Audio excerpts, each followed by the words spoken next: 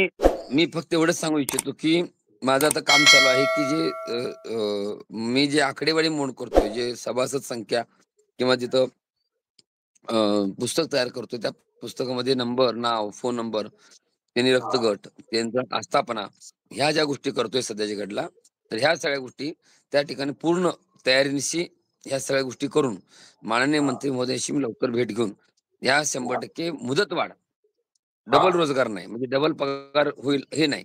मुदतवाढ त्या ठिकाणी 100% मिळण्यासाठी माझा प्रयत्न 100% असणार आहे आणि तो प्रयत्न मी 100% करून आचारसंहिता संपली, की आपल्याला 1,01,000% मुदतवाढ हे मिळणार.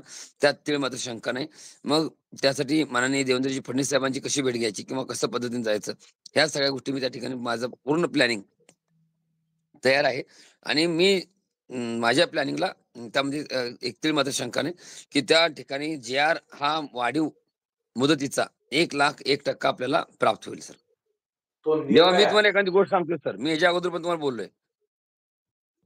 याच्या अगोदर देखील तुम्हाला बोललोय, की आपल्याला मुदतवाढ जी आहे, मी हं, याच्या अगोदर देखील तुम्हाला लाईव्हमध्ये सांगितलं होतं. मी जेव्हा एखादी गोष्ट पूर्ण खात्रीपूर्वक सांगेन, मी असं डळमळीत सांगणार नाही किंवा बाकी लोकांना किंवा बाकी मंत्र्यांना भेटण्यापेक्षा मी डायरेक्टली उर्मी-घाव चं प्लॅनिंग परफेक्ट केलेलं आहे.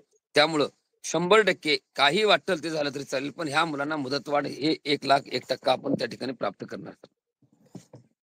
तर विषय कसा आहे, की ह्या ज्या गोष्टी आहेत त्या ऑफिशियल बाकीच्या गोष्टी होणं अपेक्षित होतं.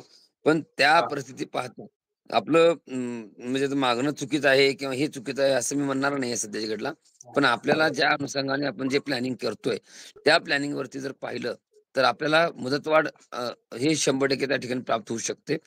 त्यांचा काही गैरसमज म्हणा किंवा बाकीच्या गोष्टी म्हणा. पण एवढं 100% की आपण जे प्लॅनिंग केलंय त्या प्लॅनिंगला 1,01,000% मुदतवाढ ही मिळणार.